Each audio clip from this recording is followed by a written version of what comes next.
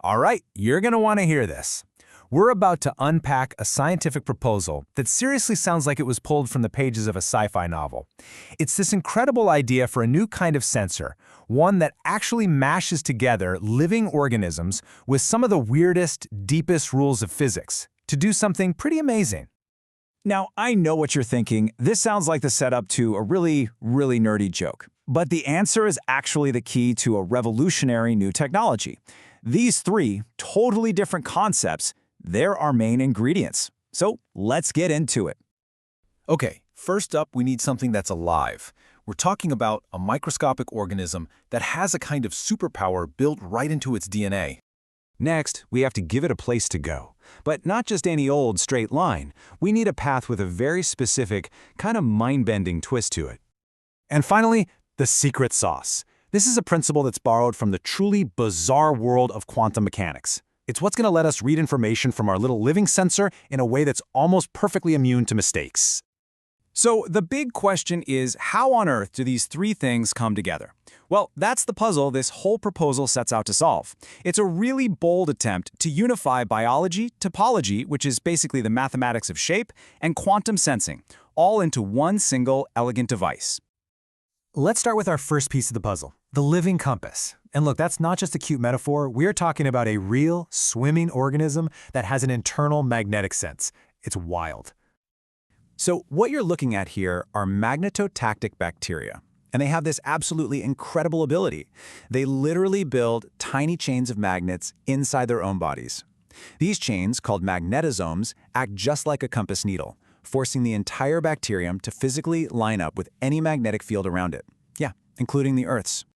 Now, the specific species they plan to use, Magnetosporillum griffithswaldense, is, well, it's pretty much perfect for the job. It naturally uses weak magnetic fields to get around, and, this is the key, we can genetically engineer it.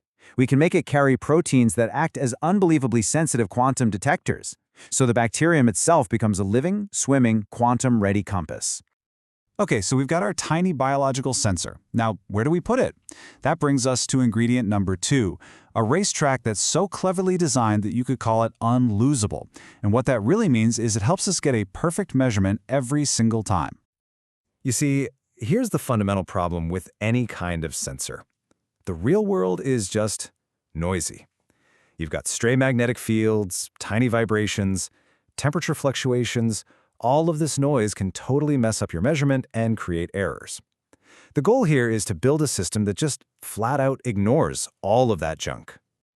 So, instead of using a simple, straight little channel for the bacteria, they're proposing a closed loop that has a twist in it, kind of like a Mobius strip. Now why?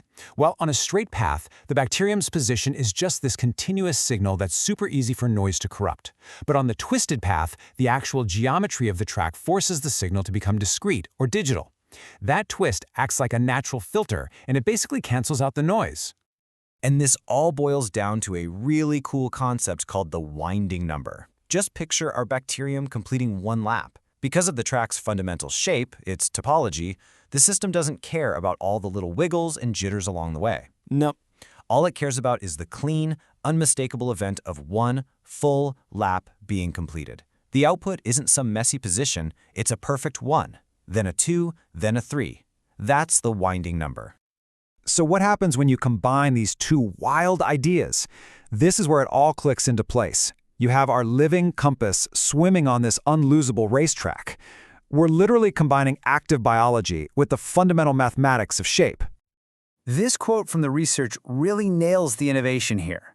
The system isn't trying to pinpoint the bacterium's exact, messy position from moment to moment. Instead, it's reading that clean, digitized lap count, the winding number. And that's what they call a topological hash. It's like a signature that's just naturally immune to low-frequency noise, because it's based on the complete journey, not the location at any given second. So just how stable is this reading? Well, the goal is an error margin of 1% or less. Think about that. That means the measurement of a completed lap is almost perfect every single time, even when you're blasting the device with interfering noise. That level of stability is just incredible. And here's the bottom line. The whole reason for this twisted design is to kill errors. So compared to a normal straight channel, the goal here is to cut the bit error rate in half. That means getting a measurement that's at least 50% more accurate. Okay, this all sounds amazing in theory, right? But what does it actually mean for the real world? Why does any of this matter? Well, this brings us to what a sensor like this could actually unlock. And look, this isn't just some vague concept. The proposal has very specific, very measurable goals for what success looks like. They've laid out clear criteria for everything, from the quality of the quantum signal and how stable it is, all the way to making sure the device operates safely without heating up and harming the bacteria inside. So, why is this a potential game changer? Well, for starters, a lot of quantum sensors need to be kept ridiculously cold with super expensive equipment. This one works at room temperature using living cells. It's a completely new way to get noise-proof quantum measurements by essentially hacking biology. This could finally bridge the gap between quantum sensing and microfluidics, and could lead to whole new classes of sensors that could work inside or right next to other biological systems. And all of this leaves us with one last, pretty fascinating question. For decades, we've thought of quantum tech as something sterile, right? Built from silicon and exotic metals in these ultra-clean labs. But this idea, it suggests a totally different path. It asks us to imagine a future where our most advanced sensors aren't just built, but grown.